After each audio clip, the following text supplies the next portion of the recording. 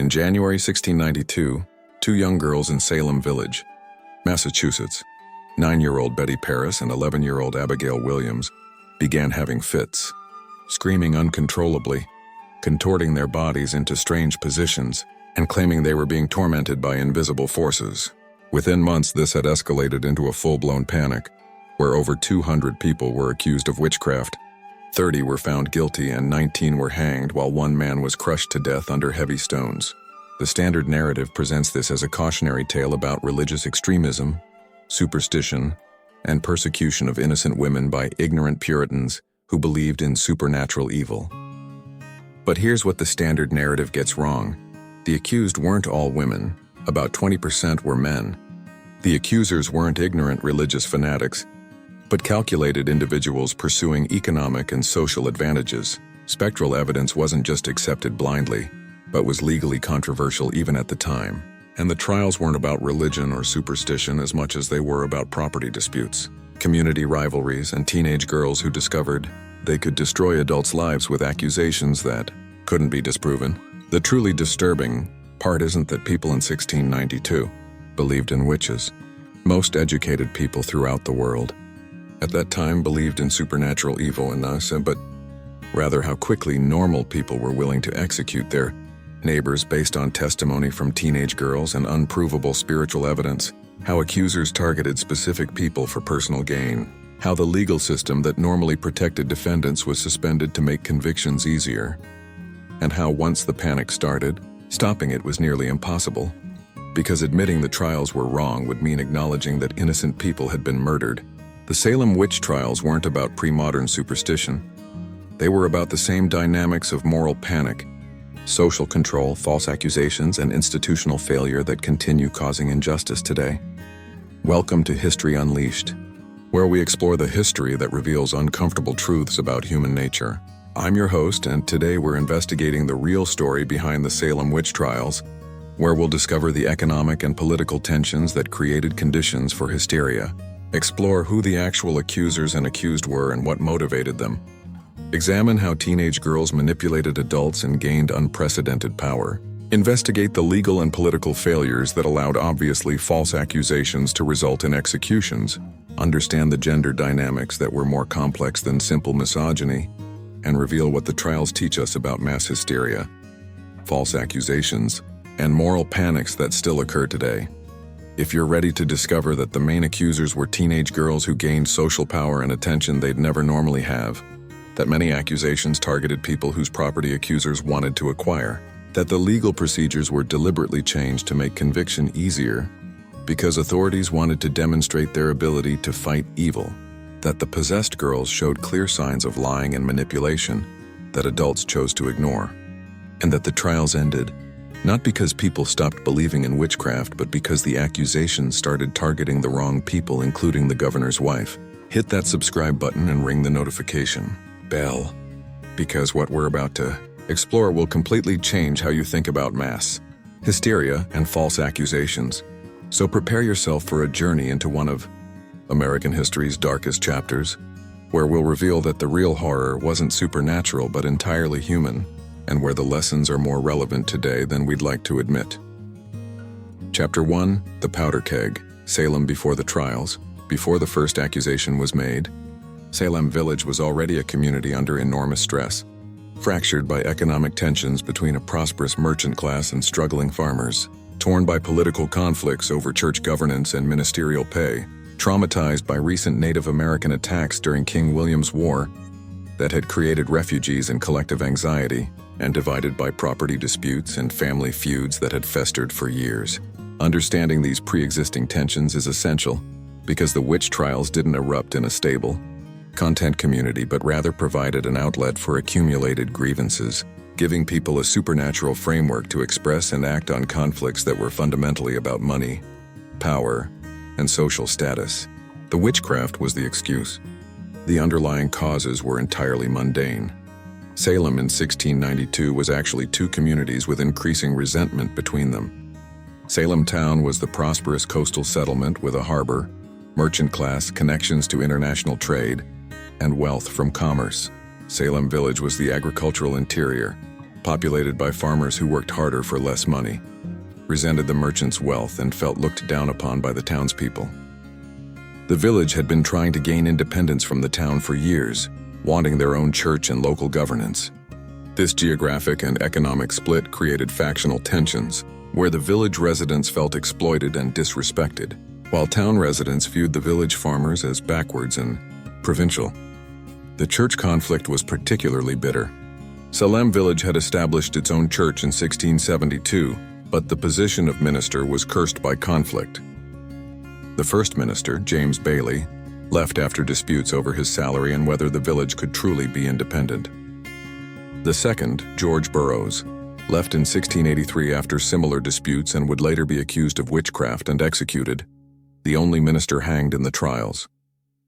The third, Deodat Lawson, lasted only 4 years before disputes drove him away. In 1689, Samuel Parris was hired as the fourth minister, and his tenure would be marked by intensifying factional conflict and ultimately by his daughter and niece being the first accusers in the witch trial. Samuel Parris was not a unifying figure, but rather became a factional leader who aligned with one group of village families against another. The pro-Parris faction generally consisted of farming families who wanted village independence and supported strong church authority.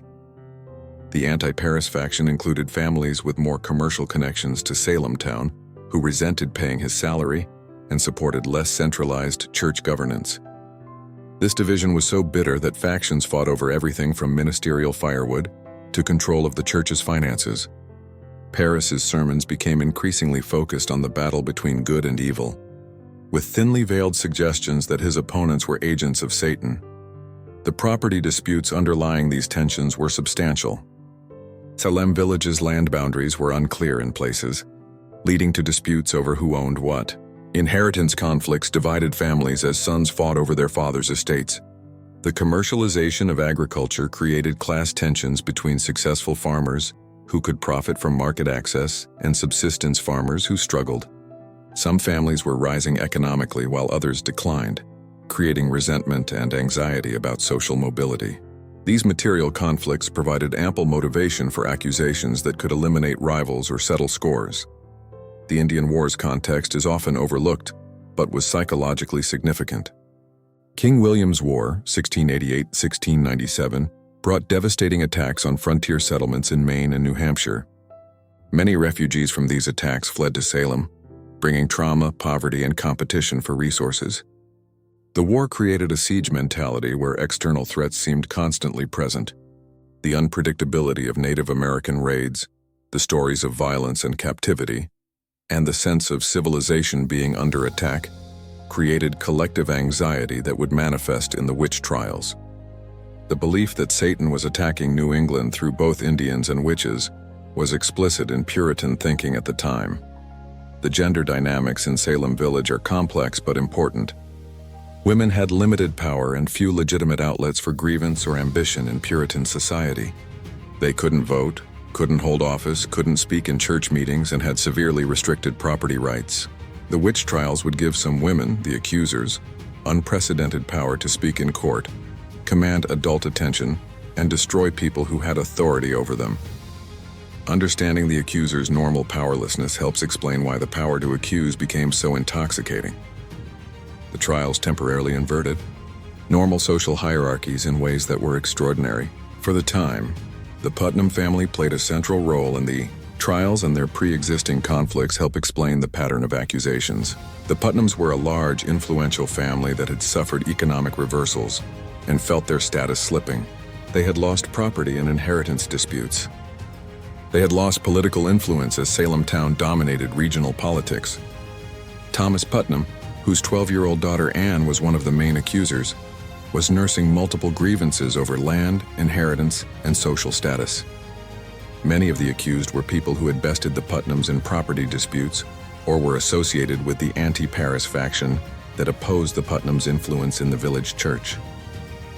The Porter family represented the opposing faction, more commercially oriented, more connected to Salem town, opponents of Parris, and representing the kind of economic success that made the Putnams feel threatened.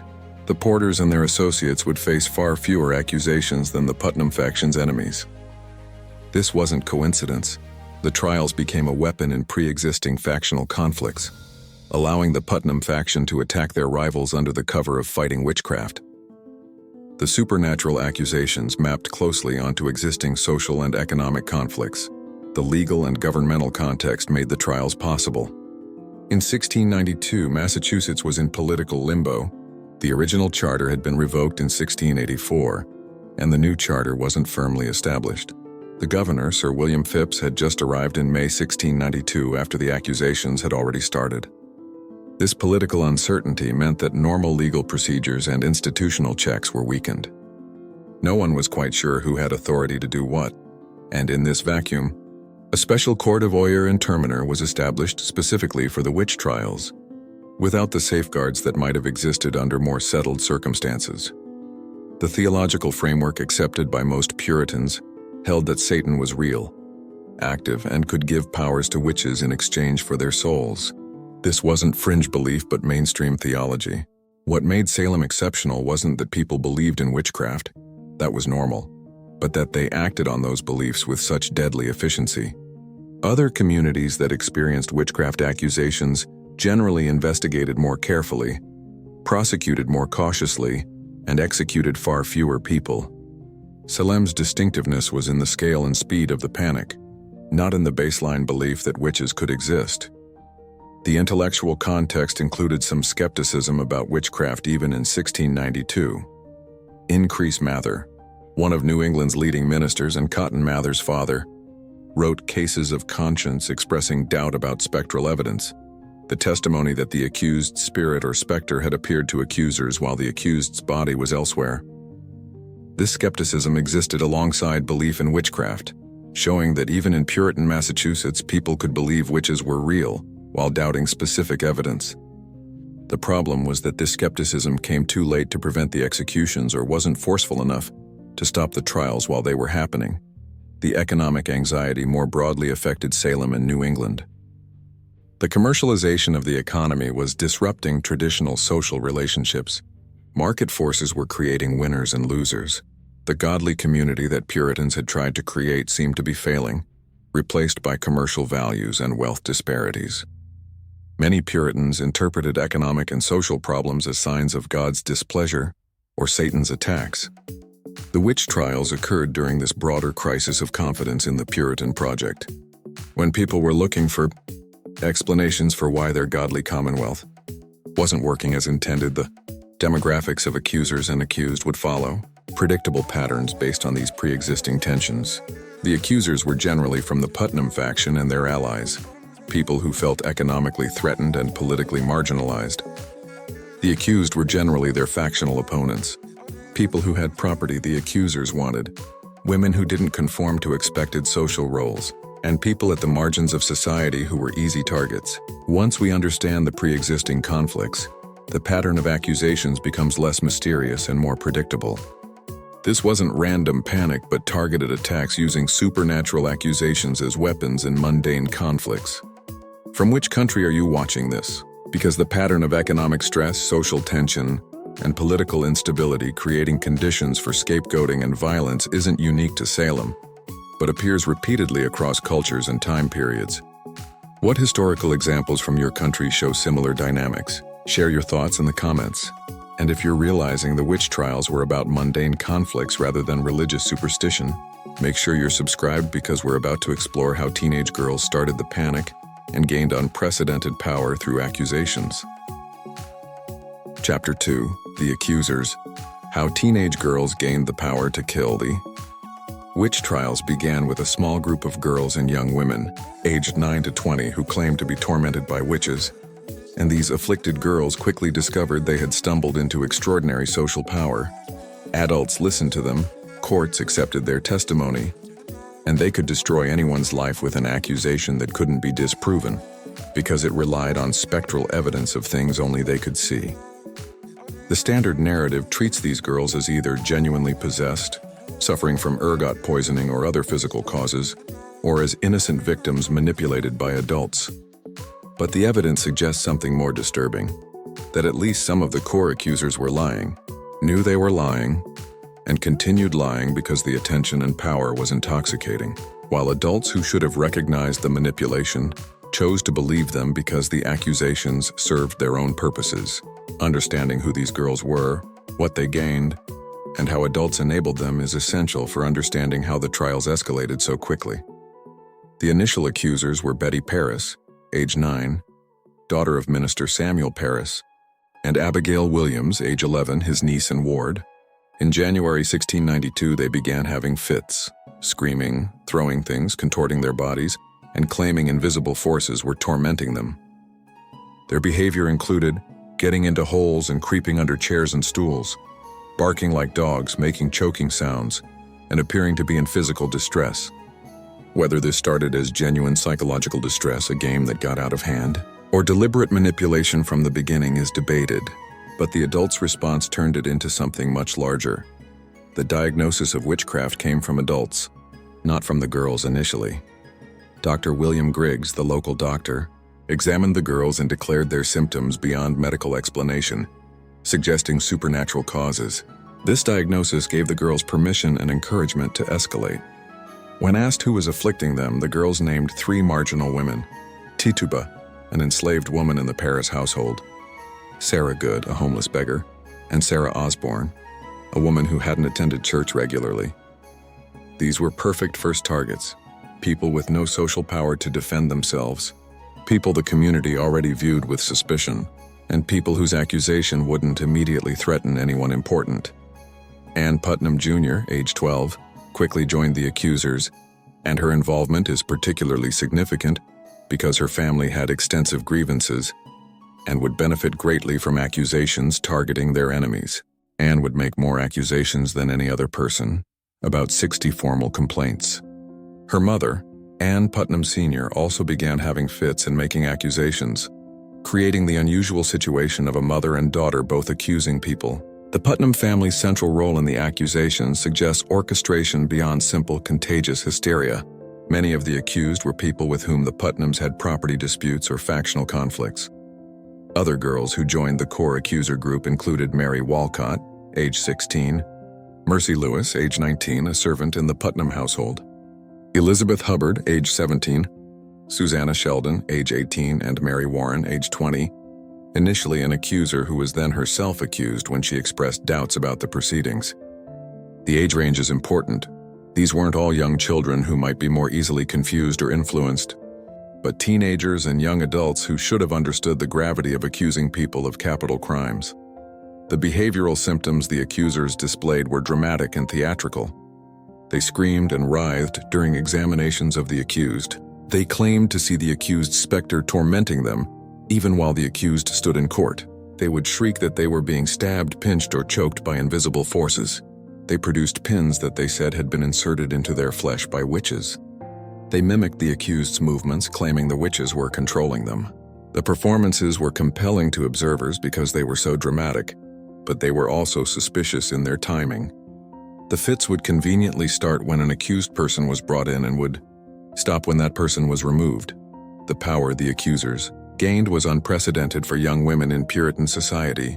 Normally, girls and young women had no public voice. They couldn't speak in church, couldn't testify in most circumstances, and were expected to be deferential to all adults. Suddenly, their words were carrying more weight than the words of respectable adults.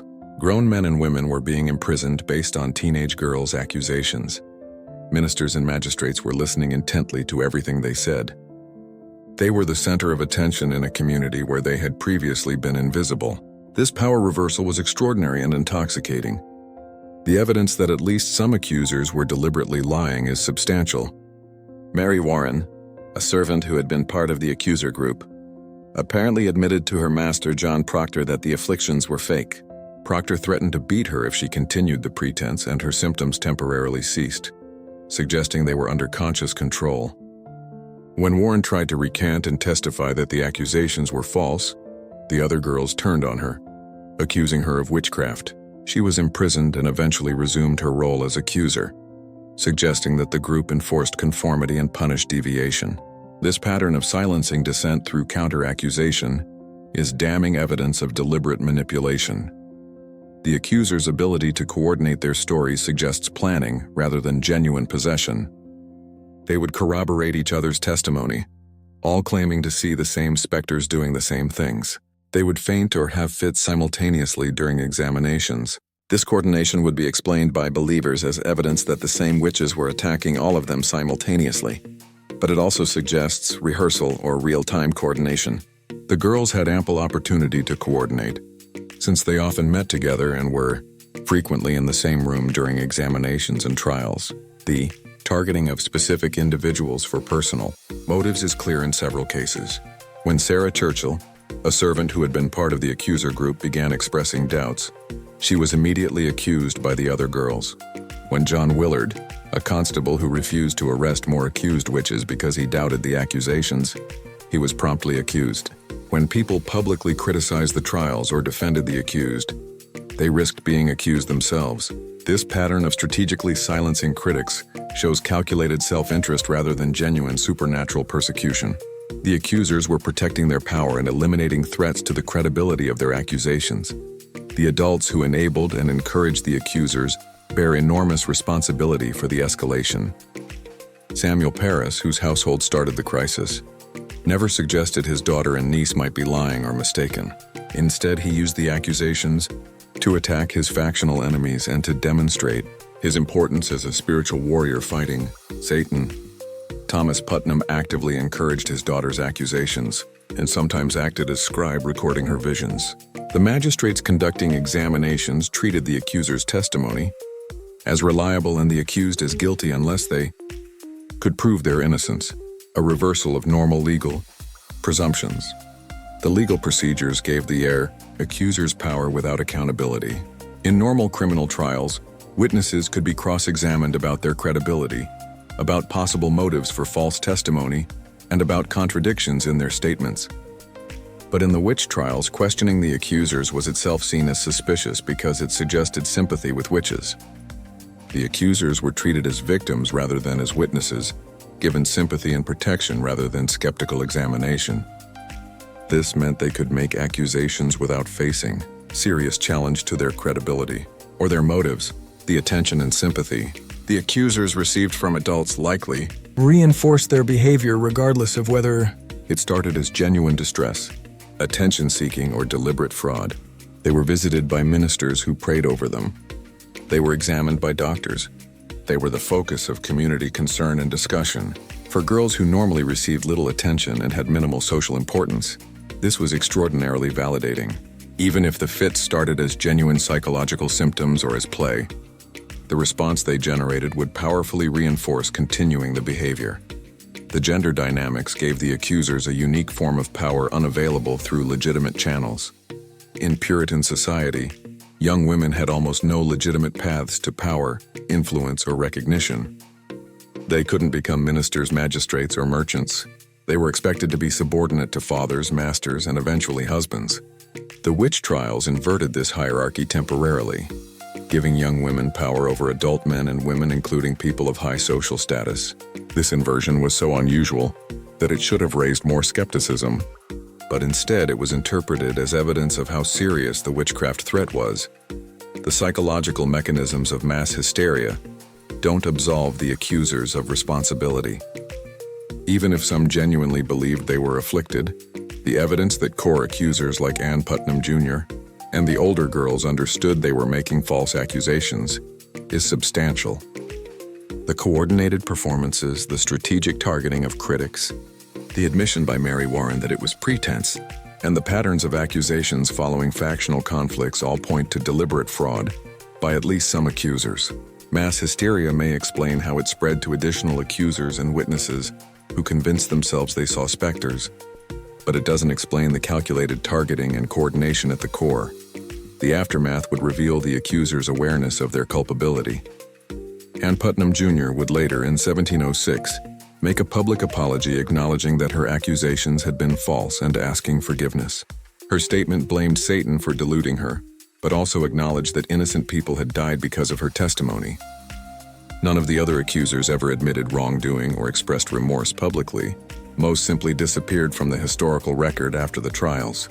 Perhaps because acknowledging what they'd done was psychologically unbearable, or because community pressure to forget, the trials extended to not discussing the accusers' roles, the enabling by adults was arguably more culpable than the girls' accusations. The girls were young, some genuinely young children, in a society that believed in witchcraft and with adults encouraging and validating their accusations.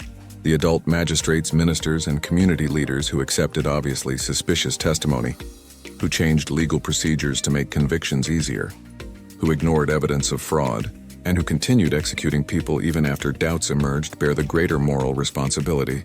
They should have known better. They had the authority to stop the trials. They chose not to because the trial served their interests or because admitting error would require acknowledging they had murdered innocent people. From which country are you watching this? Because the dynamic of young accusers gaining power through making accusations, adults enabling those accusations for their own purposes, and the difficulty of stopping a moral panic once it starts appears repeatedly in different forms across cultures. What examples from your country show similar patterns? Share your thoughts in the comments. And if you're disturbed by how calculated some accusations were, make sure you're subscribed because we're about to explore who was actually accused and what made someone a target. Chapter 3. The accused, who they targeted, and why. The mythology of the Salem witch trials often presents the accused as innocent women, persecuted by religious extremism. But the reality is more complex and more disturbing. While everyone accused was indeed innocent of witchcraft, they weren't random targets but were carefully selected based on pre-existing conflicts, property disputes, social vulnerability, or as collateral damage when the accusers needed to maintain credibility by escalating their claims. Understanding who was accused, what made someone vulnerable, and how the pattern of accusations reflected mundane motives rather than genuine belief in supernatural evil reveals the truly horrifying reality that the trials were essentially a legitimized form of murder for settling scores and acquiring property. The accused were disproportionately people who had challenged social norms, had property others wanted, had won disputes against the wrong people, or simply lacked the social power to defend themselves effectively. The first three accused set a pattern of targeting the vulnerable and socially marginal. Tituba was an enslaved woman of uncertain origin, described variously as Indian or Negro in records, owned by Samuel Parris, and completely powerless.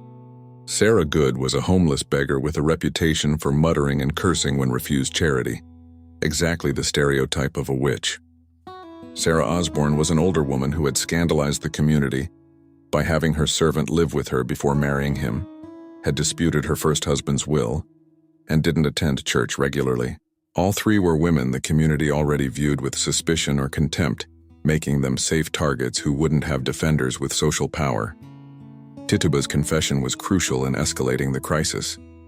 Under interrogation that likely included physical coercion, Parris later admitted to beating her. Tituba confessed to witchcraft and implicated the other two women.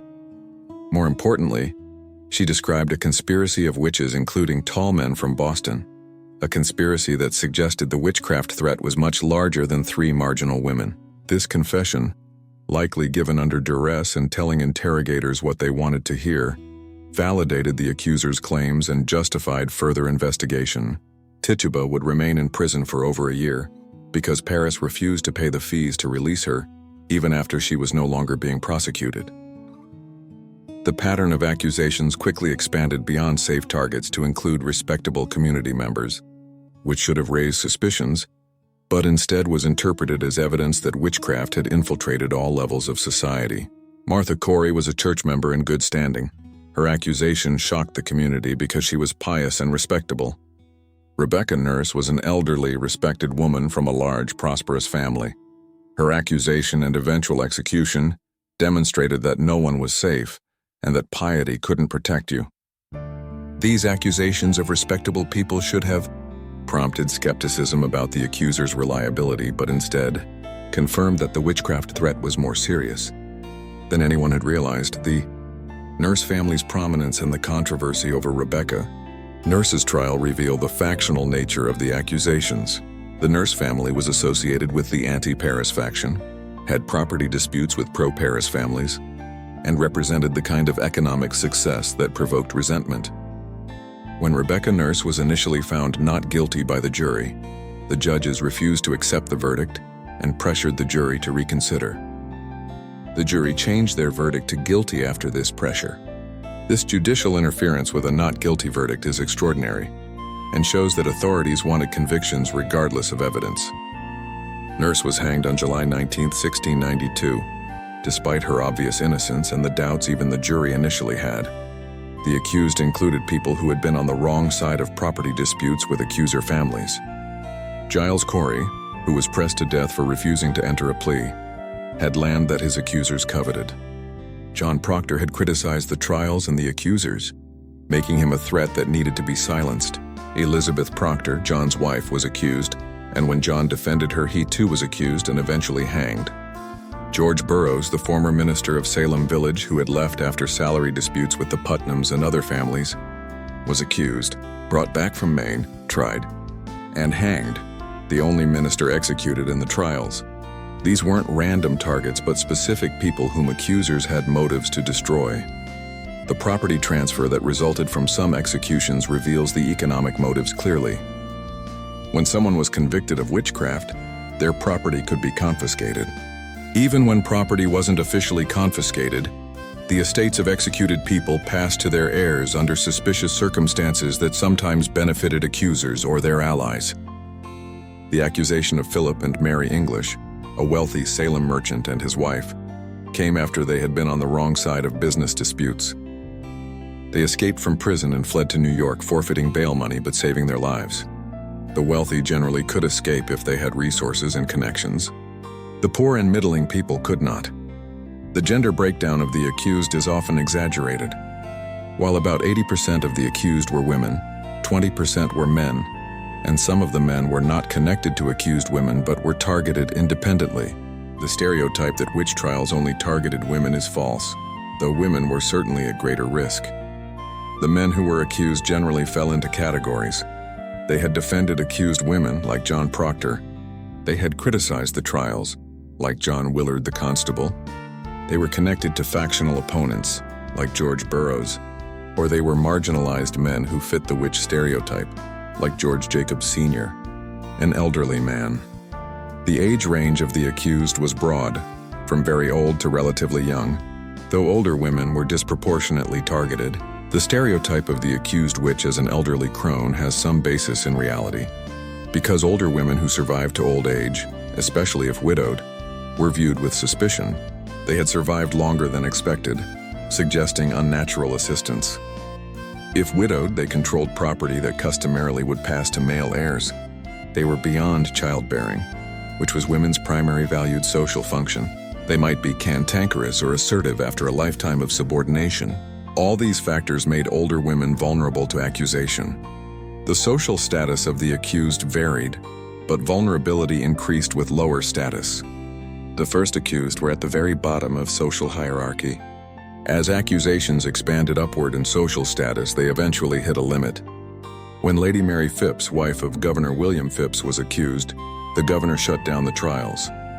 When wealthy merchants were accused, they could often escape or muster enough social power for effective defense. The trials had implicit class limits. They could destroy poor and middling people easily, but when they threatened the very top of society, they encountered resistance that contributed to their end. The geographical pattern of accusations reflected factional divisions. Most of the accused from Salem Village came from the anti-Paris faction, or were associated with families that opposed the pro-Putnam group. The mapping of accusations onto pre-existing factionalism is too consistent to be coincidental. When historians map the residences and relationships of accusers and accused, the pattern is clear.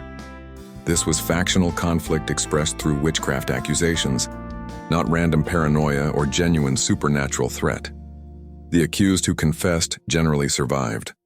Those who maintained their innocence were more likely to be hanged. This perverse incentive structure encouraged false confessions. Tituba, who confessed early, survived. Dorcas Good, Sarah Good's 4-year-old daughter who was imprisoned and apparently coerced into confession, survived, though she was reportedly mentally damaged by her imprisonment. The accused who refused to confess and maintained their innocence, like Rebecca Nurse, John Proctor, George Burroughs, were hanged. This pattern suggests that authorities wanted confessions more than they wanted executions, perhaps because confessions validated the reality of the witchcraft threat and justified the trials. The treatment of accused witches who were pregnant reveals the cruelty and priorities of the system. Elizabeth Proctor was convicted and sentenced to death, but her execution was postponed because she was pregnant, not out of mercy, but because executing a pregnant woman was considered wrong because the unborn child was innocent. She remained in prison under sentence of death through her pregnancy and after giving birth. By the time she would have been executed, the trials had ended, and she was eventually released. The willingness to keep a woman under sentence of death for months, imprisoned with a newborn, while technically sparing her because of pregnancy, shows the twisted logic of the system. The accused who escaped from prison revealed that the authorities were not completely committed to executing everyone. Some accused were helped to escape by sympathetic jailers or community members. Philip and Mary English, the wealthy merchants, escaped from Boston prison with apparent assistance. Others simply fled when they learned they would be accused. The fact that escape was possible, and that not everyone who escaped was vigorously pursued, suggests that local authorities sometimes looked the other way, perhaps because they had doubts about the accusations, or because they were uncomfortable executing neighbors they knew to be innocent. The family members and defenders who spoke up for the accused often found themselves accused next. This created a chilling effect where defending someone risked making you suspect. John Proctor's defense of his wife led to his own accusation and execution. When sons defended their mothers, they risked accusation. When neighbors testified to good character, they marked themselves as suspicious. This silencing of defenders through counter-accusation is one of the most totalitarian aspects of the trials and reveals the calculated nature of the process. It wasn't random panic, but strategic suppression of opposition. The aftermath for families of the accused was devastating, even beyond the loss of executed family members. The social stigma of having a family member convicted of witchcraft lasted for generations. Property was lost or devalued. Family members who had been imprisoned faced enormous fees for their imprisonment that they had to pay even though they were innocent. Some families bankrupted themselves paying these fees.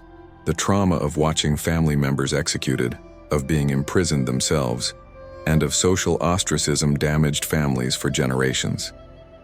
The economic and social costs extended far beyond the 20 executions.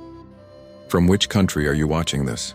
Because the pattern of targeting the vulnerable, using legal systems to eliminate rivals and property-motivated false accusations, appears across different legal and cultural systems. What historical examples from your country show similar misuse of legal processes? Share your thoughts in the comments, and if you're horrified by how calculated the targeting was, make sure you're subscribed because we're about to explore the legal procedures that made convictions so easy and how the trials finally ended.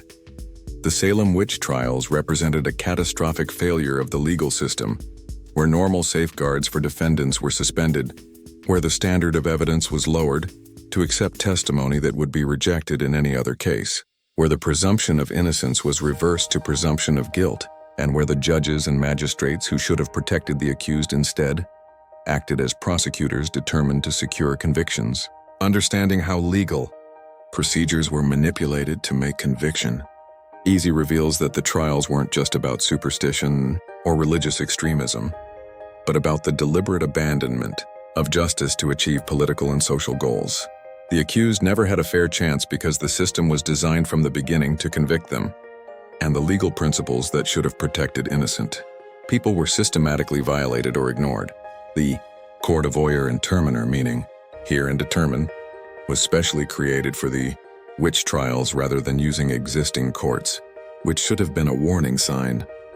Governor William Phips appointed the court on May 27, 1692, with judges drawn from the provincial elite, but without the normal procedural protections. The Chief Justice was William Stoughton, a hardline Puritan who was convinced the witchcraft threat was real and who would show little inclination toward mercy or skepticism. The special court's creation meant that existing legal precedents and procedures could be more easily ignored in favor of rules that made conviction easier. The acceptance of spectral evidence was the most problematic legal innovation. Spectral evidence was testimony that the accused specter or spirit had appeared to the witness and done harmful acts, stabbing, choking, tormenting. This testimony was impossible to disprove because it referred to events only the witness could see. The accused could have an alibi proving they were elsewhere when the spiritual attack supposedly occurred. But this didn't matter because their specter, not their physical body, was accused of the attack. This made defending oneself nearly impossible, because there was no way to disprove testimony about events no one but the accuser could witness. The controversy over spectral evidence existed even at the time. Some ministers, including Increase Mather, argued that spectral evidence was unreliable because Satan could assume the shape of innocent people to make them appear guilty. If Satan could impersonate anyone, then seeing someone's specter proved nothing about that person's guilt. This theological argument should have made spectral evidence inadmissible, but the court accepted it anyway, presumably because without spectral evidence most cases would collapse due to lack of proof. The decision to accept spectral evidence despite its obvious logical problems reveals that authorities prioritized convictions over justice. The examination procedures presumed guilt rather than innocence. When the accused were brought before magistrates for preliminary examination, the magistrates acted as prosecutors rather than as neutral fact-finders. They led with accusatory questions. Why do you hurt these children?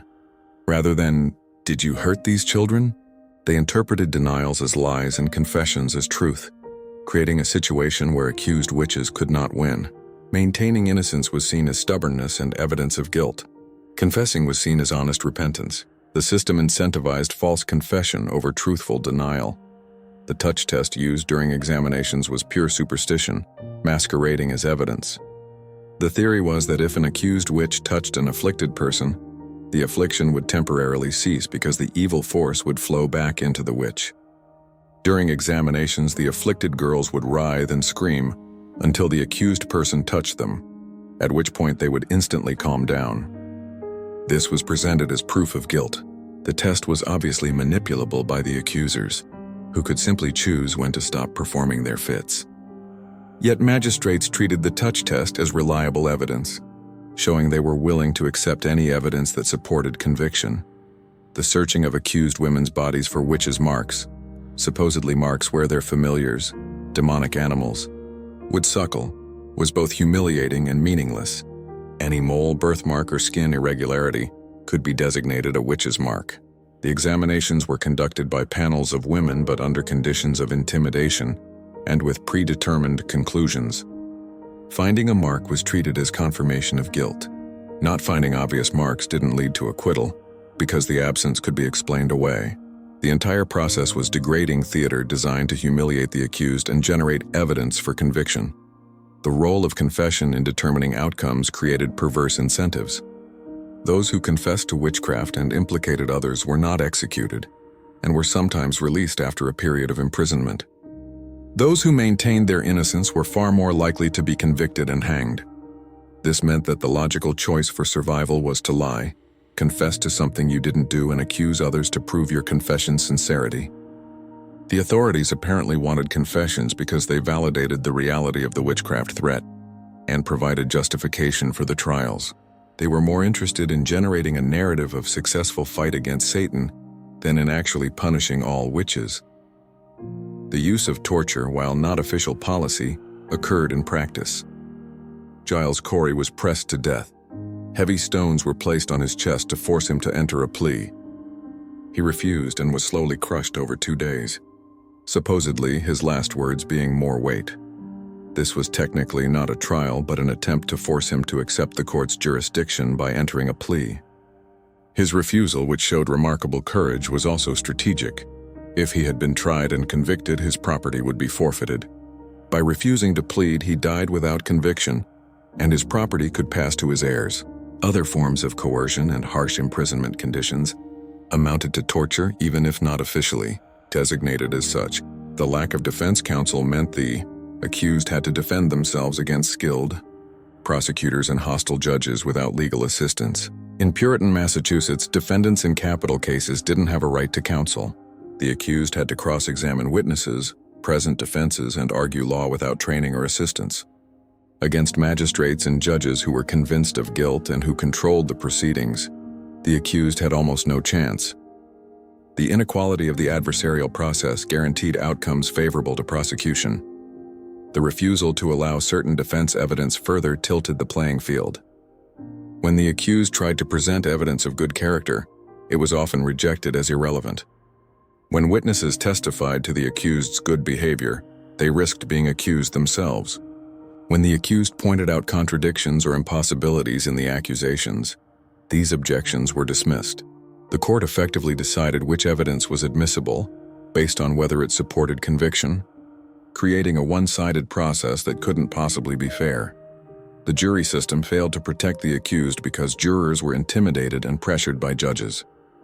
In Rebecca Nurse's case, when the jury initially returned a not guilty verdict, Judge Stoughton refused to accept it and pressured them to reconsider.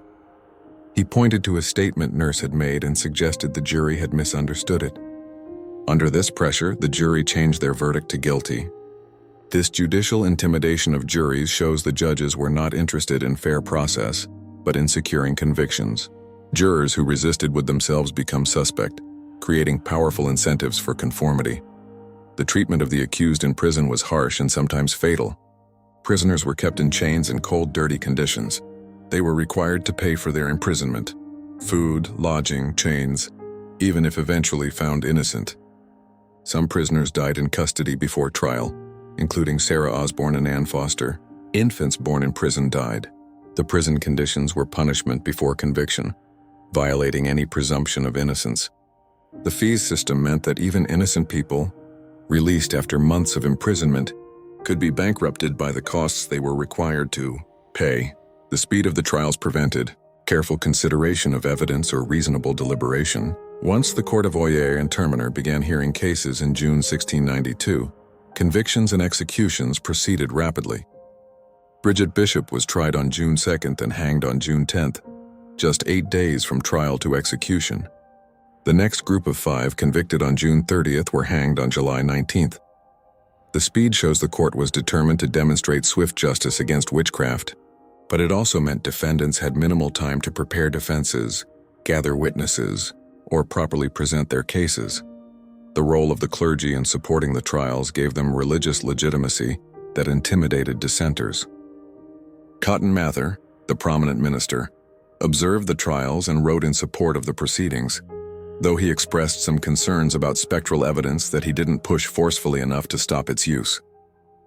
His presence and support signaled that the trials had religious blessing.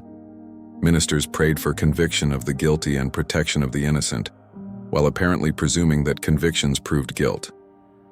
The religious authority buttressing the legal process made it harder for doubters to speak up without seeming to oppose both legal and religious authority. The ending of the trials came not from moral realization, but from pragmatic recognition that they were getting out of control. When the accusations spread to include the governor's wife, wealthy merchants, and people with sufficient social power to defend themselves, the trials suddenly became a problem. Increase Mather's writing against spectral evidence, published in October 1692, gave authorities a theological justification for ending trials they already wanted to end. Governor Phipps dissolved the Court of Oyer and Terminer in October, stopped executions, and eventually released remaining prisoners. The trials ended not because people stopped believing in witchcraft, but because they were threatening the wrong people. The aftermath, legal recognition that the trials were wrong, came slowly and incompletely. In 1693, Governor Phipps pardoned remaining accused prisoners. In 1697, Massachusetts observed a day of fasting and prayer for the tragedy of Salem. In 1702, the General Court declared the trials unlawful. In 1711, the colony paid restitution to families of some victims, but these acknowledgments were incomplete and came only after all perpetrators were safely dead or politically irrelevant. The legal system never fully confronted its failures or held individuals accountable for the judicial murders. The precedent-setting aspects of the trials for American law are troubling. The Salem trials exemplify everything that can go wrong in criminal justice: presumption of guilt, acceptance of unreliable evidence, lack of defense rights, judicial bias, witness intimidation, and execution of the innocent. The trials are taught in law schools as cautionary tales about procedural safeguards, about why rules of evidence matter, about why presumption of innocence is essential, and about how quickly justice can fail when procedures are abandoned. The lessons were learned, but the question is whether they're remembered when new panics create pressure to abandon protections. From which country are you watching this? Because the abandonment of legal protections during moral panics, the use of legal systems to legitimize persecution, and the difficulty of stopping injustice once it starts are universal problems. What examples from your country's legal history show similar failures? Share your thoughts in the comments, and if you're disturbed by how systematically justice was subverted, make sure you're subscribed because we're about to explore what Salem teaches us about moral panics and false accusations today. Chapter 5. The Legacy: Why Salem Still Matters. The Salem witch trials ended in 1693, over 3 centuries ago, yet they remain one of American history's most studied events. Referenced in discussions of everything from McCarthyism to modern sexual assault accusations to social media pylons to political persecution. This enduring relevance isn't just because Salem is a dramatic historical tragedy, but because the psychological, social, and political dynamics that produce the trials — mass hysteria, moral panic, false accusations, institutional failure, the use of legal systems to eliminate rivals, and the difficulty of stopping injustice once it starts — continue operating in modern societies with only superficial changes in the details. Understanding what Salem reveals about human nature, social dynamics, and institutional behavior provides uncomfortable but essential insights into how apparently civilized societies can quickly descend into sanctioned persecution, and why the question isn't whether we're more enlightened than 17th century Puritans, but whether we're vulnerable to similar failures under different pretexts. The concept of moral panic, where societies become convinced they face an urgent threat requiring emergency measures that override normal rights and procedures, applies directly to Salem and to countless modern episodes. The witchcraft panic convinced Salem that their community was infiltrated by agents of Satan who needed to be identified and eliminated immediately, justifying extreme measures.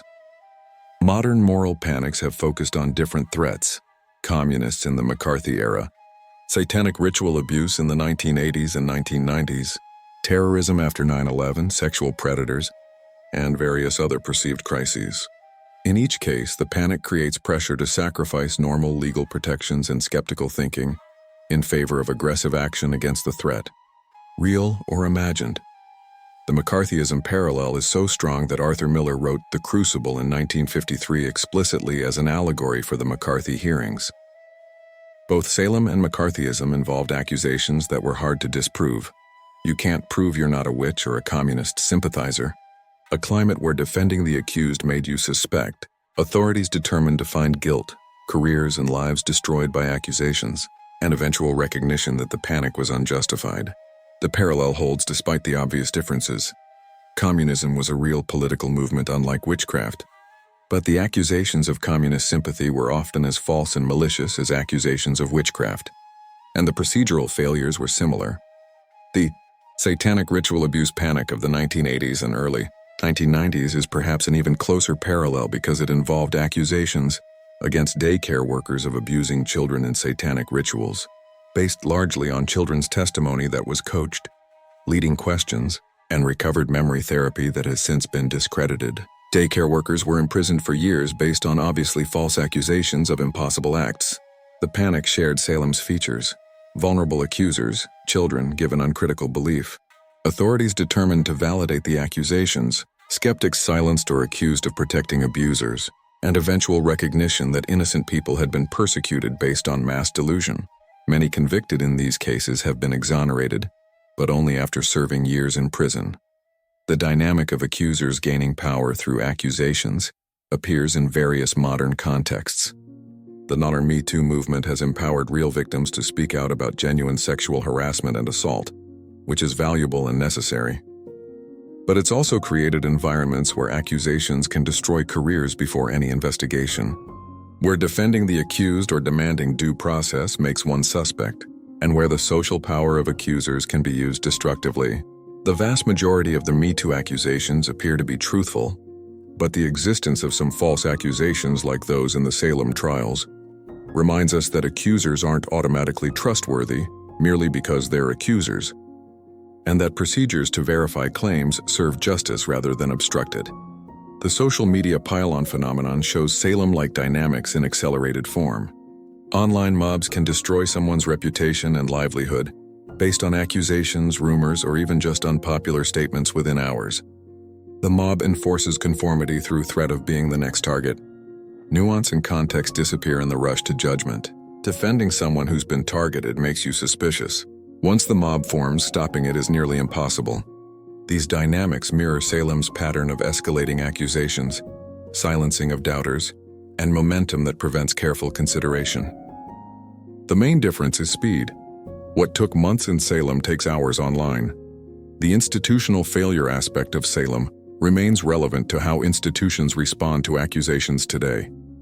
Salem's courts abandoned normal procedures to secure convictions, demonstrating that institutions supposedly dedicated to justice can fail catastrophically when political or social pressure demands results.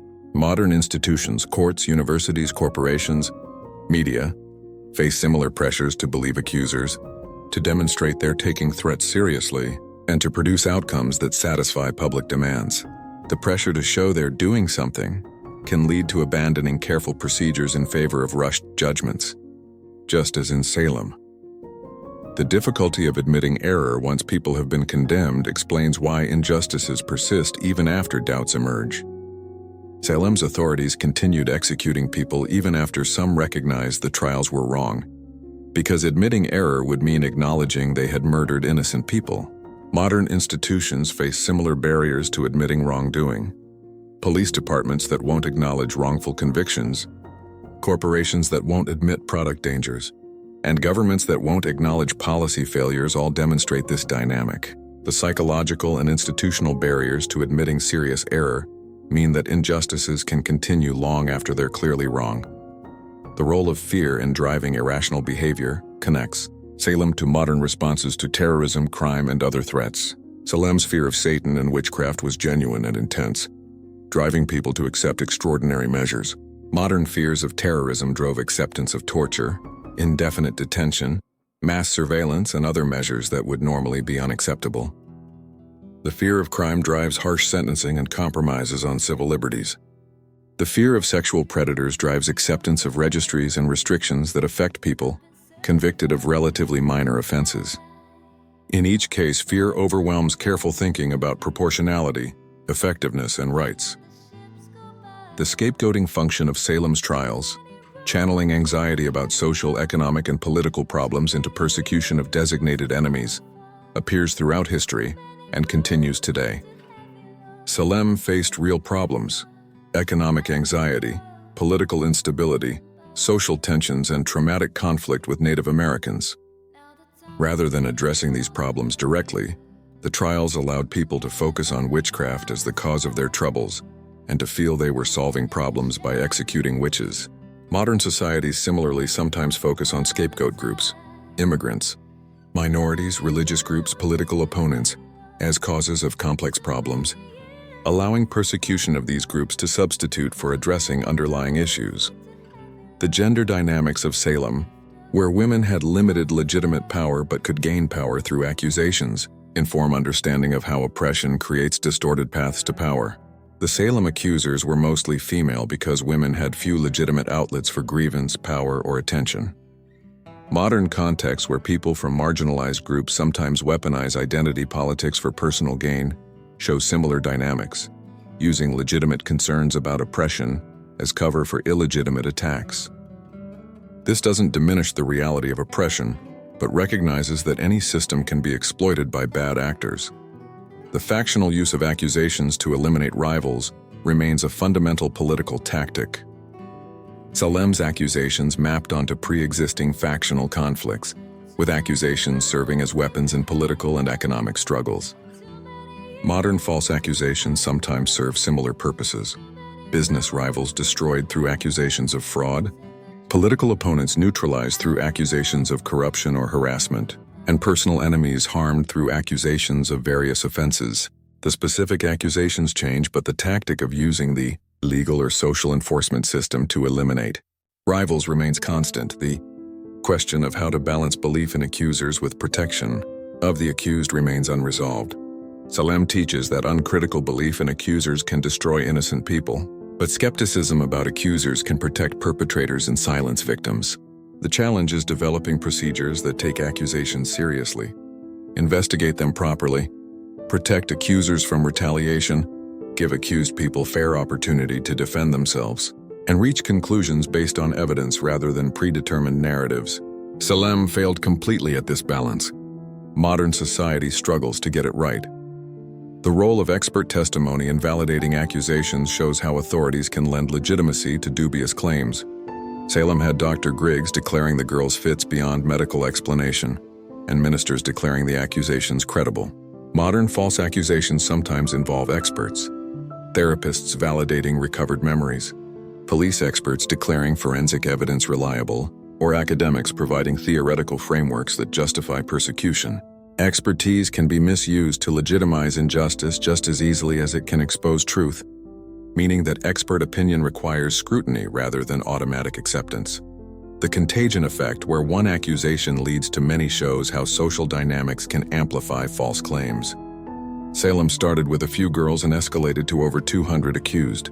Modern examples include the daycare abuse cases, where allegations spread from one facility to many, the recovered memory epidemic of the 1990s, where therapist-induced memories of abuse spread widely, and various social media-driven accusation cascades.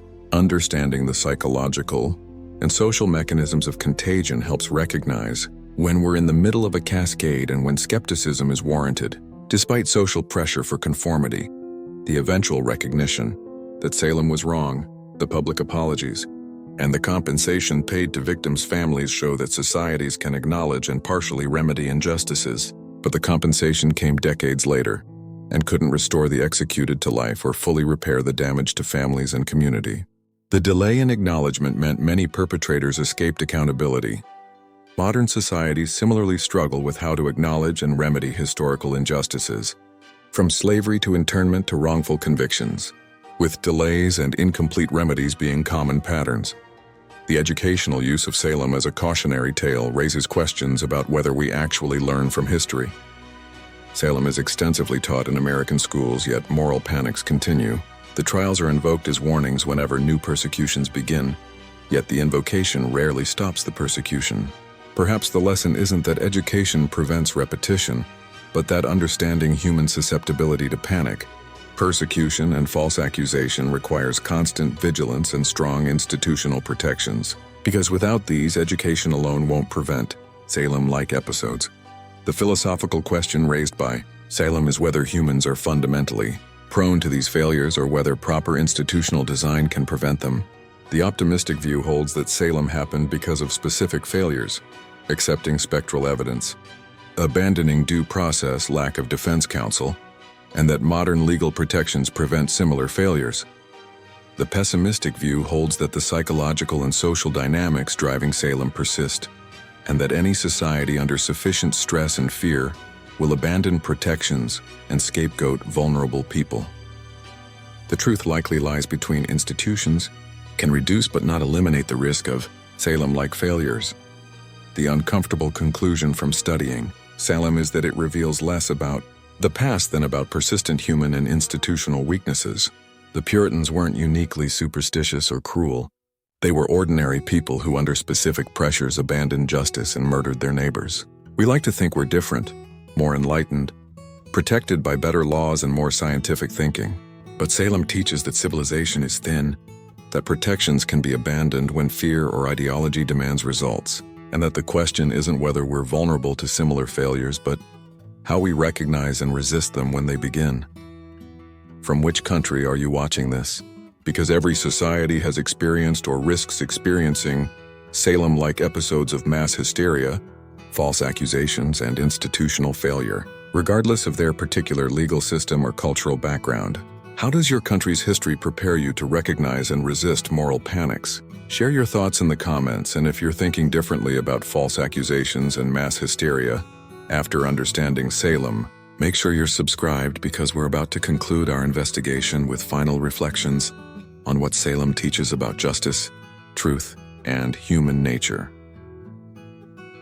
Conclusion: our investigation of the Salem witch trials has taken us from the pre-existing economic and political tensions that created a powder keg community, through the teenage accusers who discovered they could gain unprecedented power through false claims, to the pattern of accusations that targeted specific people for mundane reasons, into the catastrophic failure of legal systems that abandoned protection of the innocent, and finally to the uncomfortable recognition that Salem's dynamics continue operating in modern society under different guises.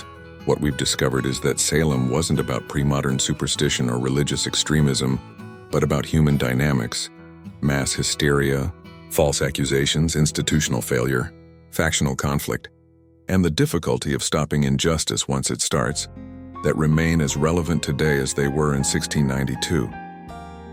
The pre-existing tensions in Salem Village reveal that the witch trials didn't erupt in a stable, content community but provided an outlet for accumulated grievances about property, status, politics, and church governance. The supernatural accusations gave people a framework to express and act on conflicts that were fundamentally about money and power. This pattern of using supernatural or ideological accusations as weapons in mundane conflicts appears throughout history and continues today with different vocabularies. Salem teaches us to look beneath dramatic accusations to the underlying motives and pre-existing conflicts that might be driving them. The teenage accusers gained extraordinary social power by making accusations in a society that normally gave them no voice or authority. Whether they started with genuine distress, attention-seeking, or deliberate fraud is less important than recognizing that the attention and power they received reinforced their behavior and made stopping nearly impossible. The evidence that core accusers like Ann Putnam Jr. understood they were making false accusations is substantial, yet they continued because the power was intoxicating and adults enabled them. This reveals the dangerous dynamic where giving accusers uncritical belief and social power creates incentives for false accusations. The pattern of who was accused shows calculated targeting rather than random panic. The accused were disproportionately people who had won disputes against accuser families, who had property others wanted, who challenged social norms, or who lacked power to defend themselves. The factional mapping of accusations onto pre-existing conflicts shows this wasn't genuine belief in supernatural evil, but strategic use of witchcraft accusations as weapons. Understanding this calculated nature makes the trials more disturbing rather than less. Random panic driven by genuine religious fear would be understandable for the era. Strategic persecution disguised as fighting evil is recognizable villainy. The legal failures show how quickly justice can collapse when authorities abandon procedural protections. Salem's courts accepted evidence that would be rejected anywhere else, presumed guilt rather than innocence, intimidated juries, rushed trials, and refused to acknowledge obvious innocence. The system was designed to convict, making defendants' fate predetermined. The authorities knew they were violating normal procedures and chose to do so because convictions served their political and social purposes. This reminds us that legal protections aren't automatic, but require active defense against pressure to abandon them for expedience. The gender dynamics were more complex than simple misogyny. Women were disproportionately accused, but women were also the main accusers. The trials temporarily inverted power hierarchies, giving young women unprecedented authority while destroying older women's lives. This shows how oppression creates distorted paths to power, where the oppressed sometimes advance by attacking others rather than by challenging the system that oppresses them all. Understanding this complexity prevents simplistic narratives while still recognizing that patriarchal structures created the conditions for the tragedy. The difficulty of stopping the trials once they started shows the momentum of moral panics and the barriers to admitting error. Authorities who recognized doubts about the proceedings faced the choice between stopping trials and admitting they had murdered innocent people. The psychological and political barriers to acknowledgement meant trials continued past the point where doubts were widespread. This dynamic operates in modern contexts where institutions continue unjust policies rather than acknowledge wrongdoing, where individuals maintain false accusations rather than admit they lied, and where societies persist in persecution rather than confront their complicity. The eventual acknowledgement that Salem was wrong came slowly and incompletely.